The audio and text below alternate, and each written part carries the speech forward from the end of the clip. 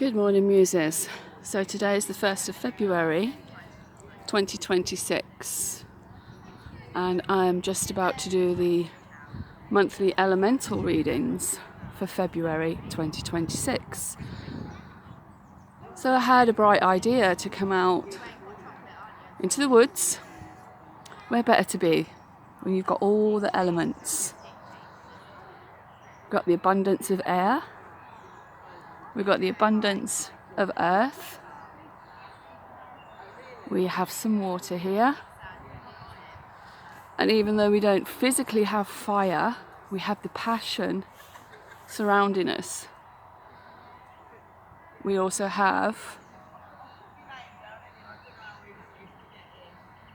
a beautiful little coffee shop,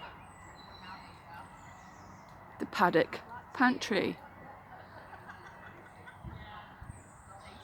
They have their kettles burning, their stoves on.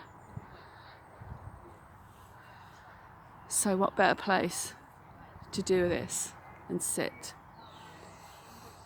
So first of all, let's start with the full moon in Leo, which occurs today.